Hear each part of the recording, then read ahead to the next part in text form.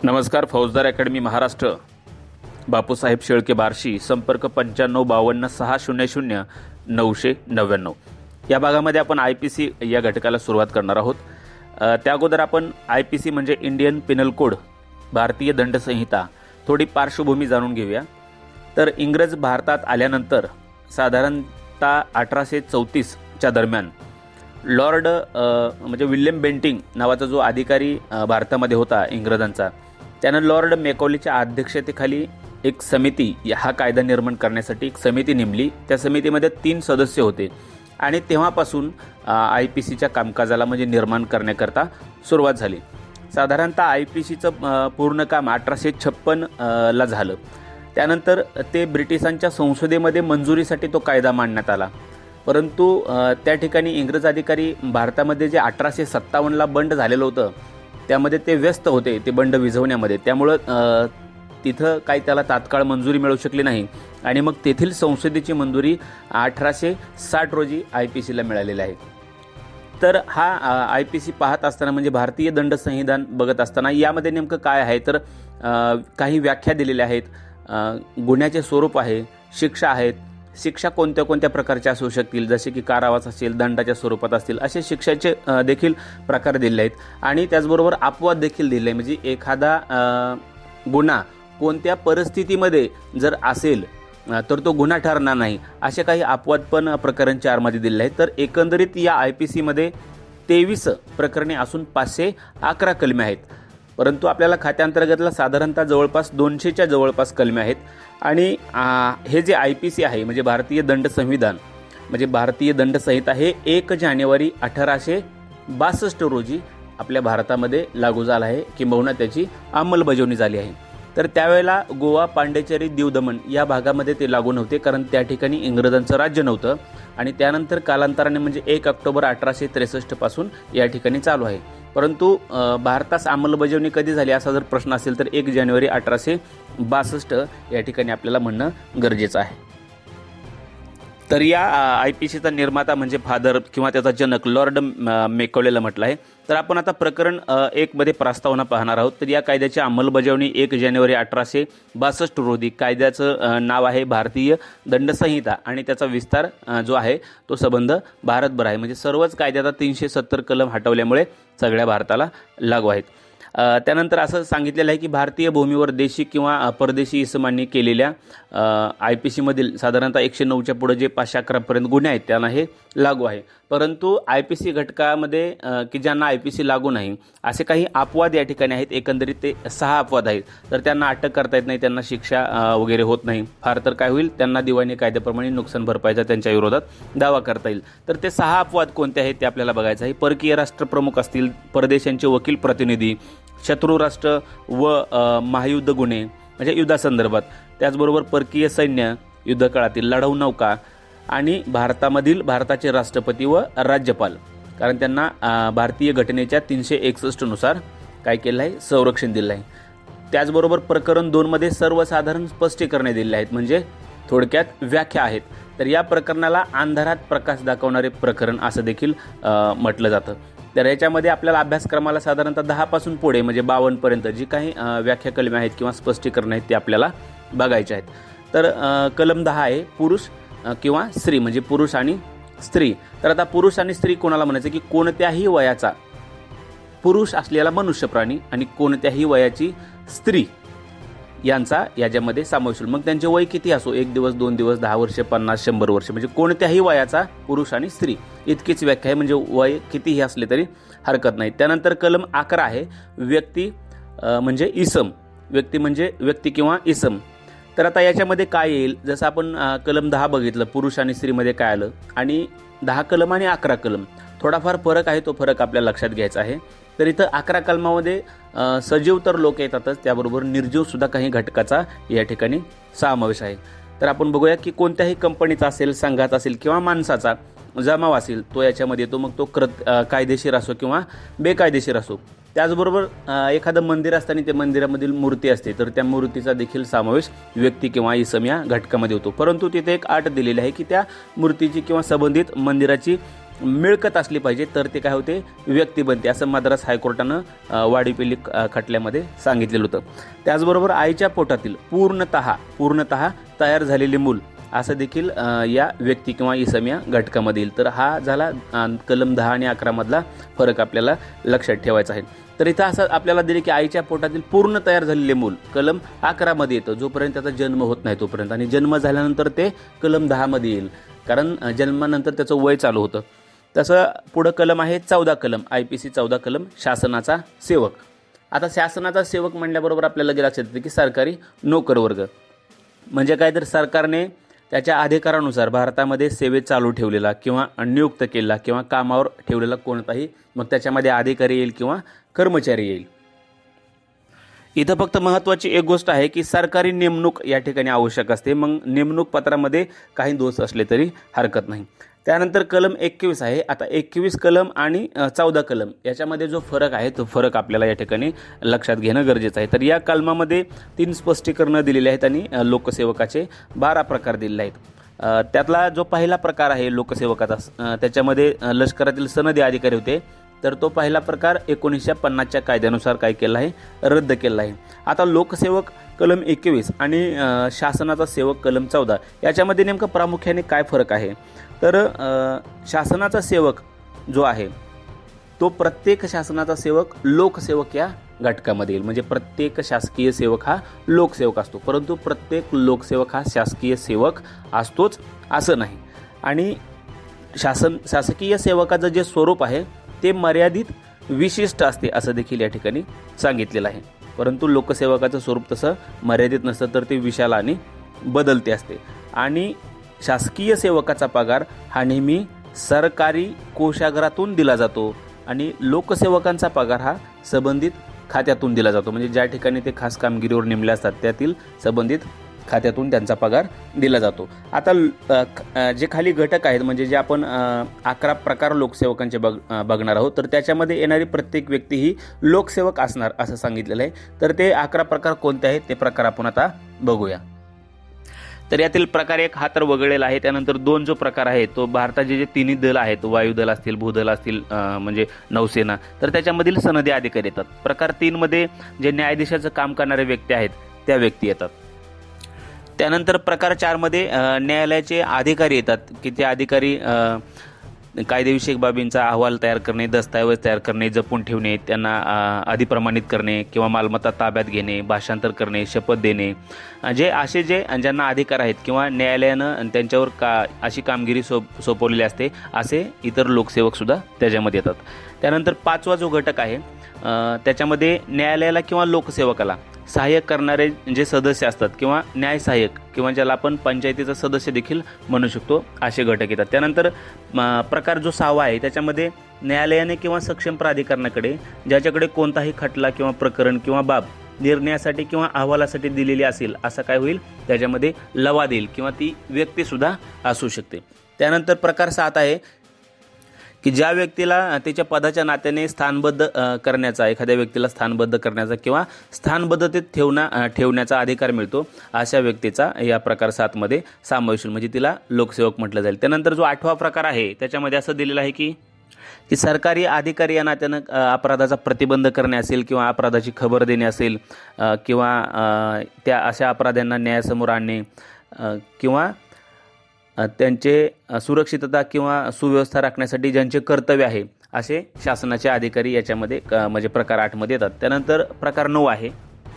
यामध्ये शासनाच्या वतीने अधिकार देऊन नेमलेले अधिकारी येतात की त्यांनी काय करायचं आहे की कोणतीही मालमत्ता ताब्यात घेणे, स्वीकारणे, खर्च करणे, मोजमाप करणे किंवा महसूलचे जे आदेश आहेत त्याची अंमलबजावणी करणे किंवा अशा हितसंबंधावर परिणाम करणाऱ्या बाबींचा शोध घेणे, तपास घेणे, जपून करणे म्हणजे जपून ठेवणे किंवा अशा ज्या एकत्रित गोष्टी आहेत अशा अधिकार किंवा कर्तव्य ज्यांच्या आहेत असा अधिकारी त्याच्यामध्ये येईल. त्यानंतर जो 10वा प्रकार आहे त्याच्यामध्ये असं सांगितलेलं आहे की एखादे गाव असेल किंवा नगर किंवा जिल्हा असेल तर त्या ठिकाणी धार्मिक कारणासाठी कोणतीही मालमत्ता ताब्यात घ्यायची असेल, स्वीकारायची, खर्च करणे, सर्वेक्षण करणे किंवा पट्टी किंवा कर वसूल करणे किंवा गावातील, नगरातील, जिल्ह्यातील लोकांचे हक्क विनिश्चित करण्यासाठी दस्तऐवज तयार करणे किंवा त्याला अधिप्रमाणित करणे किंवा जपून ठेवणे असे ज्यांचे कर्तव्य आहे अशा अधिकाऱ्यांचा त्या ठिकाणी समावेश होईल. त्यानंतर 11 मध्ये दिलं आहे की ज्या पदाच्या नात्यानं अशा अधिकाऱ्यांना मतदार तयार करण्याचा हक्क दिलेला असतो किंवा अधिकार आहे किंवा ते प्रकाशित करणे, त्याच्यामध्ये सुधारणा करणे किंवा निवडणूक प्रक्रिया किंवा त्याचा भाग काही सुरू करण्याचा अधिकार असलेल्या व्यक्तींचा या ठिकाणी 11 मध्ये समावेश होईल. त्यानंतर 12 दिलेला आहे.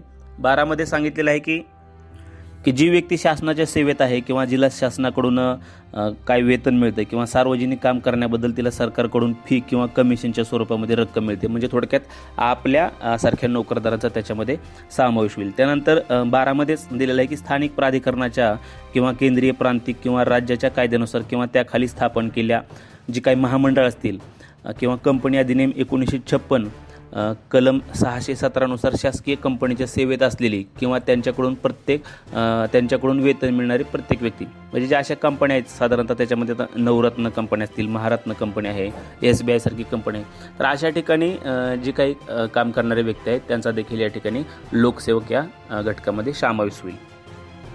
त्यानंतर कलम आहे 22 जंगम मालमत्ता.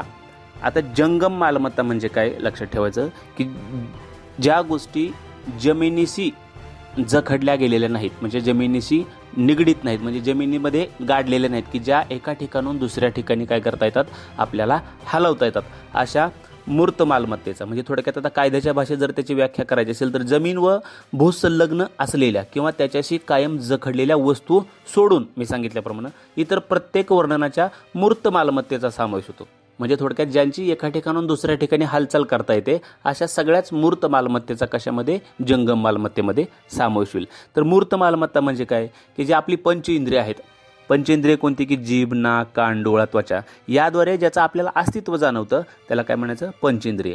आता उदाहरण जर बघायचं झालं तर एखादं जमिनीमध्ये झाड असतं उगवलेलं, तर ते झाड कसं आहे तर ते स्थावर मालमत्ता आहे, कारण ते जमिनीपासून वेगळं नाही आहे, परंतु ते झाड जर आपण तोडलं तर काय होईल ते जंगम मालमत्ता होईल, कारण ते स्थावर राहणार नाही. आता एखाद्या शेतातली विहीर आहे तर ती विहीर स्थावर मालमत्ता आहे, म्हणजे एका ठिकाणून दुसऱ्या ठिकाणी आपल्याला ती घेऊन जाता येत नाही म्हणून तिला स्थावर म्हणायचं, आणि जर का घेऊन जाता येत असेल तर तिला जंगम म्हणायचं.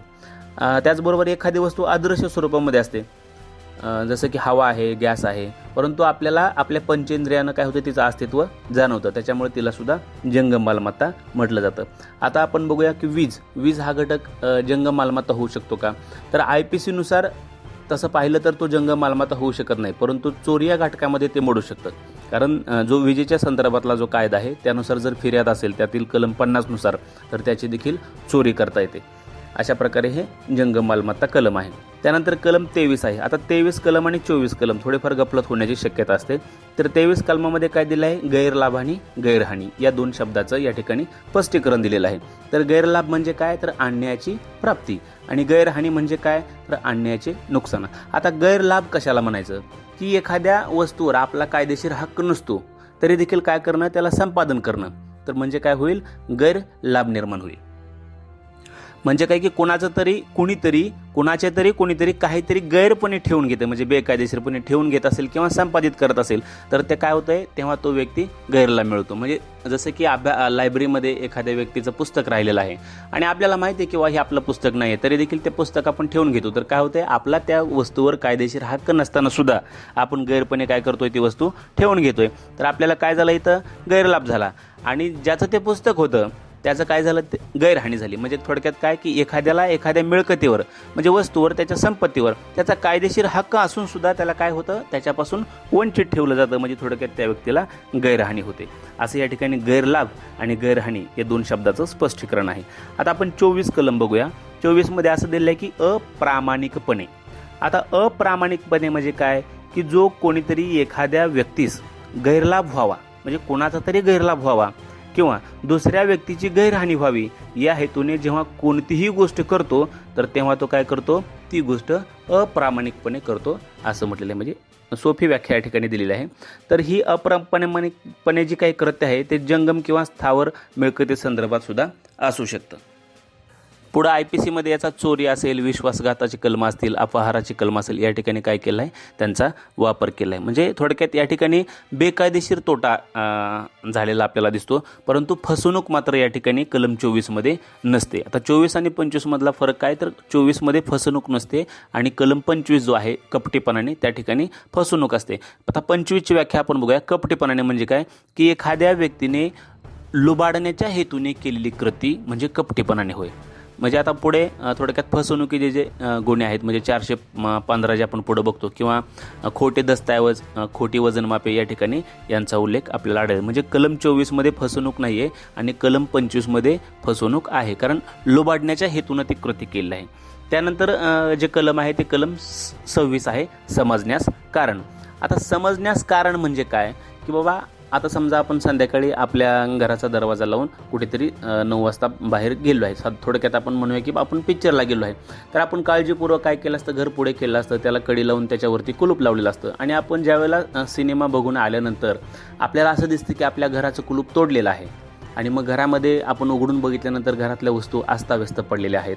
मग थोडक्यात समजण्यास कारण आपल्याला काय होतं, की आपल्या घरामध्ये चोरी झालेली आहे, असं या ठिकाणी आहे. आता एखाद्या व्यक्ती जर एखादी घटना समजून चालण्यास पुरेसे कारण असेल तर अशी इथं कायद्याची व्याख्या आहे, की जसं आपण मगाशी बघितलं की आपण आपल्या घरी आल्यानंतर जी परिस्थिती आपल्याला दिसते त्यावेळेला समजण्यास कारण होतं, म्हणजे आपण समजून गेलं पाहिजे की या ठिकाणी काय झालेलं आहे. म्हणजे थोडक्यात त्याला काय म्हणायचं, समजण्यास कारण.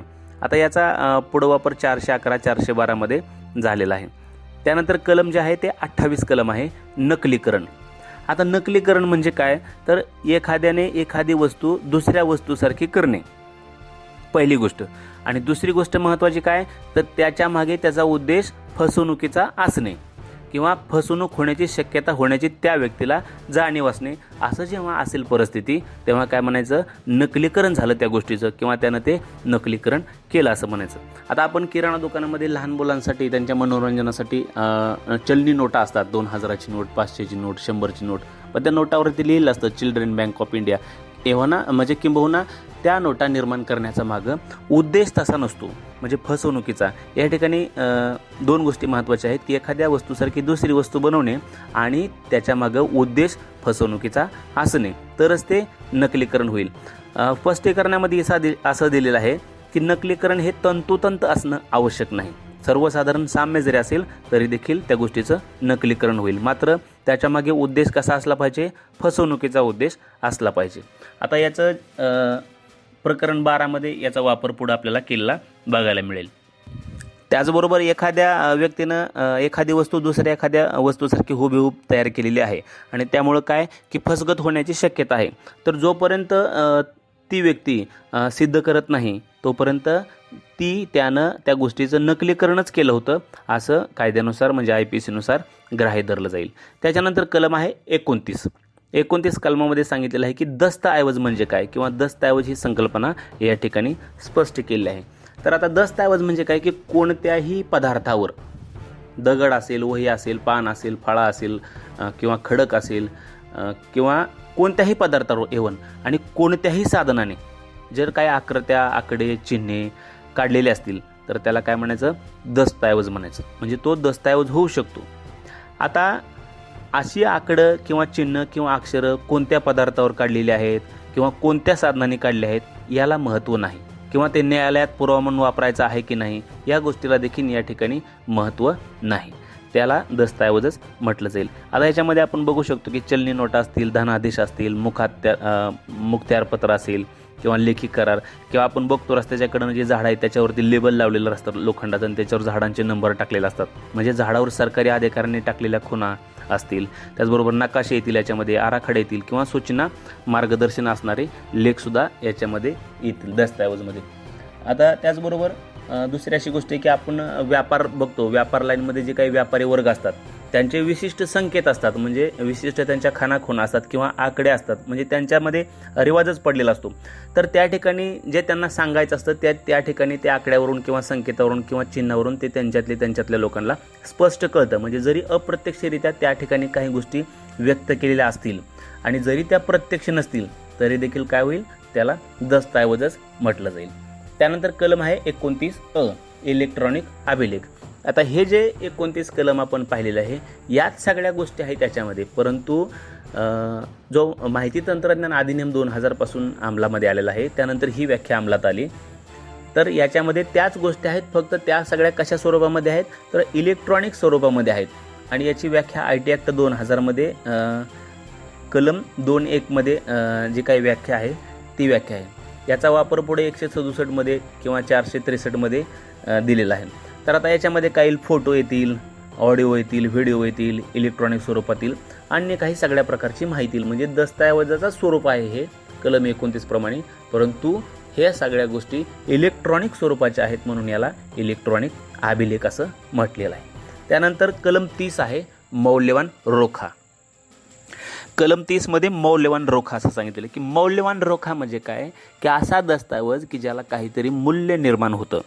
म्हणजे एखादा अधिकार पण त्यातून काढून घेतला जातो किंवा एखादा अधिकार पण त्याच्यातून निर्माण होतो किंवा हस्तांतरण होतं, निर्बंधन होतं किंवा हक्क नाहीसा होतो किंवा हक्क प्राप्त होतो. म्हणजे थोडक्यात काय, की आपण 4थीच्या वर्गामध्ये परीक्षा देऊन आता आपल्याला 5वी मध्ये जायचं आहे, तर त्या ठिकाणी आपण त्या ठिकाणच्या शाळेतील मास्तराकडून काय करतो, 4थी 5चा दाखला घेतो. तो दाखला दिल्यानंतर त्याच्यावरती त्यानं जो शेरा मारला असतो की हा विद्यार्थी 5 झाला, याची वर्तणूक चांगली आहे, तर आपल्याला अधिकार प्राप्त होतो 5वी मध्ये बसण्याचा. आणि त्याच्यावर जर त्यानं रेड शाईनं सिग्नेचर मारला असेल तर काय होईल, आपला हक्क त्या ठिकाणी बंद होईल. त्याचबरोबर आपण एखाद्या व्यक्तीला जर चेक लिहून दिला तर काय होईल, त्या पैशावर त्या दस्तऐवजामुळे त्या व्यक्तीला अधिकार प्राप्त होतील ते पैसे काढून घेण्याचा. म्हणजे ज्या दस्तऐवजामुळं हक्क निर्माण होतात किंवा हक्क जातात किंवा हक्कांचं हस्तांतरण होतं, निर्बंधन होतं, अशा गोष्टीला काय म्हटलं जातं या ठिकाणी मौल्यवान रोखा असं म्हटलं जातं.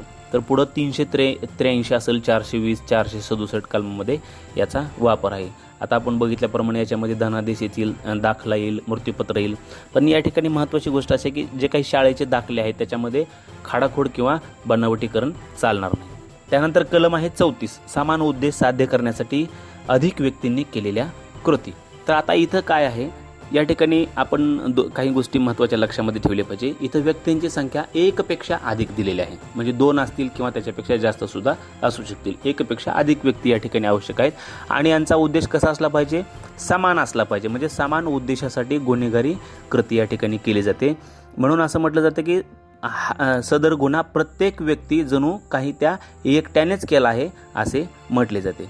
आणि या कलमानुसार जो गुन्हा केलेला आहे तो गुन्हा स्वतंत्र नसून ती एक संयुक्त जबाबदारी या ठिकाणी सांगितलेली आहे. व एका कृत्याबाबत काय केलं जातं, त्या ठिकाणी असणाऱ्या सर्वांनाच जबाबदार धरलं जातं. मग ते कृत्य प्रत्येकानं केलं असेल किंवा नसेल. त्याचबरोबर इथं हा गुन्हा करण्यासाठी किंवा संबंधित गुन्हा करण्यासाठी पूर्वतयारी असते. आणि समान इरादा जो असतो तो मर्यादित स्वरूपाचा नसतो, तो कोणत्याही गुन्ह्याच्या संदर्भामध्ये असू शकतो. आणि कलम 34 ज्यावेळेला आपण लावत असतो तर त्यावेळेला जी परिस्थिती असते त्या ठिकाणी सर्वसाधारण जर बघायला गेलं तर सगळेच आरोपी हजर असतात. पण या ठिकाणी एक गोष्ट लक्षात ठेवणं गरजेचं आहे की हजर असणारा प्रत्येकजण आरोपीच असतो का, तर नाही. कारण व्यक्ती हजर होती म्हणून तो गुन्हेगार ठरू शकत नाही, कारण त्याच्यामागे त्याचा हेतू आणि सहभाग सिद्ध करणं गरजेचं आहे. तर याच्यामध्ये आपण बघितलं की 2 गोष्टी महत्त्वाच्या आहेत. समान हेतू असणं, कॉमन इंटेन्शन महत्त्वाचं आहे आणि त्याचबरोबर सहभाग असणं महत्त्वाचं आहे. आता सहभाग कसा असू शकतो, प्रत्यक्ष असू शकतो, अप्रत्यक्ष असू शकतो किंवा मानसिक आधारानं देखील सहभाग असू शकतो. आता समजा एखाद्या घरामध्ये घरफोडी करण्यासाठी 4-5 लोक गेलेले आहेत आणि त्यातले 2-3 लोक आतमध्ये गेले आहेत आणि 2 दाराच्या बाहेर थांबलेले आहेत. म्हणजे कोण बाहेर तिराहित व्यक्ती वगैरे येते का यासाठी. तर जे काही ते त्या ठिकाणी गुन्हेगारी कृत्य त्या लोकांनी आतल्या केलेलं आहे, तर त्याच्यासाठी त्याच गुन्ह्यासाठी ह्या बाहेर थांबलेल्या 2 लोकांना सुद्धा काय केलं जातं आहे, जबाबदार धरलं जातं. म्हणजे ते सुद्धा तितकेच गुन्हेगार आहेत. त्यांच्या सगळ्यांसाठी मिळून हे 34 कलम लावलं जाईल. म्हणजे सहभाग त्यांचा प्रत्यक्ष असो किंवा अप्रत्यक्ष असो किंवा मानसिक आधारानं देखील सहभाग लावतील. आणि दुसरी एक महत्त्वाची गोष्ट अशी आहे की 34 मध्ये म्हणजे हे 34 कलम लावण्यासाठी गुन्हा घडणं अपेक्षित असतं. न गुन्हा घडता हे 34 कलम लावता येत नाही. त्यानंतर कलम आहे 29 इच्छापूर्वक म्हणजे आपखुसीने.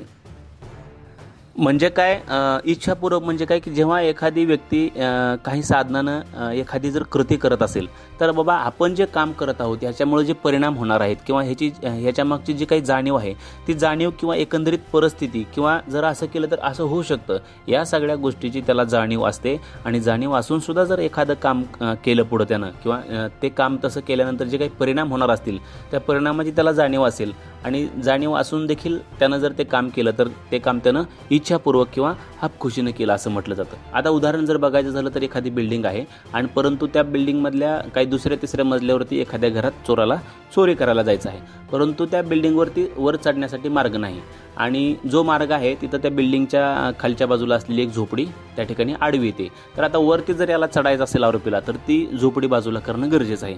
मग आपल्याला चोरी करता यावी यासाठी तो काय करतोय, आरोपी झोपडी जाळून टाकतोय आणि त्या झोपडीमधील काय होतो, एखाद्या व्यक्तीचा मृत्यू होतो आणि त्या झालेल्या मृत्यूबद्दल ह्याला वाईट वाटतं किंवा त्या व्यक्तीचा मृत्यू व्हावा किंवा तिचा मृत्यू करण्याचा याचा उद्देश सुद्धा नव्हता.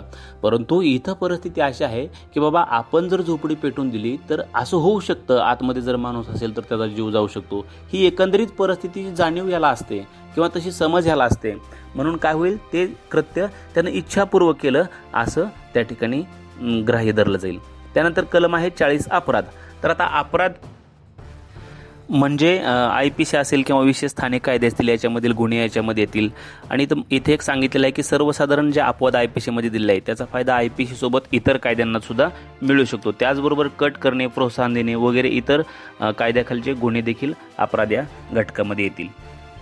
त्यानंतर कलम 44 आहे. या ठिकाणी क्षती दिलेला आहे. क्षती म्हणजे काय, नुकसान. आता हे नुकसान 4 प्रकारचं असू शकतं असं सांगितलेलं आहे की कोणत्याही व्यक्तीला जर तिचं शरीर असेल, मन असेल, लौकिक, मालमत्ता म्हणजे आर्थिक, तर या बाबतीत बेकायदेशीरपणे अपाय जर घडून आणला तर काय होईल, त्या व्यक्तीला क्षती पोचवली किंवा नुकसान पोचवलं असं होईल. त्यानंतर कलम 52 आहे सद्भाव.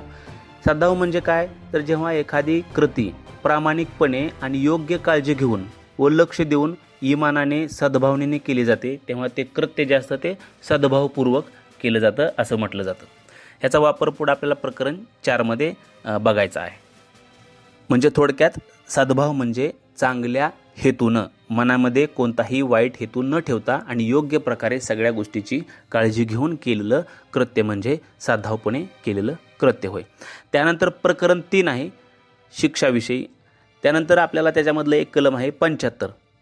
तर 75 कलमाचं हेडलाईन असं आहे की प्रकरण 12-17 खाली पूर्व शिक्षा असता वाढीव शिक्षा. म्हणजे थोडक्यात कलम 75ला वाढीव शिक्षेचं कलम असं देखील म्हटलं जातं.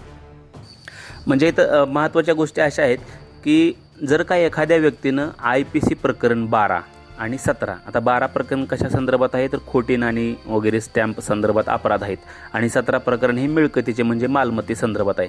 तर अशा 2 प्रकरणामधील असा एखादा गुन्हा करील की ज्या गुन्ह्याला 3 वर्षे किंवा त्याच्यापेक्षा जास्त शिक्षा आहे आणि त्याला भारतातील न्यायालयानं दोषी ठरवलेलं आहे, असा जर गुन्हा एखाद्या आरोपीने केलेला आहे आणि परत तो आरोपी काय करतोय, त्याच प्रकरणातला तशाच प्रकारचा तितक्याच मुदतीच्या शिक्षा असलेला गुन्हा जर त्या व्यक्तीनं केला तर त्यासाठी हे 75 कलम आहे की ज्याला आपण वाढीव शिक्षा म्हणतो. मग असा जर गुन्हा परत त्यानं केला तर त्याला या ठिकाणी शिक्षा दिलेली आहे. म्हणजे नंतरच्या प्रत्येक अपराधाबाबत त्याला आजन्म कारावास सुद्धा होऊ शकतो किंवा 10 वर्षापर्यंत कोणत्याही पद्धतीचा एखादा कारावास होऊ शकतो.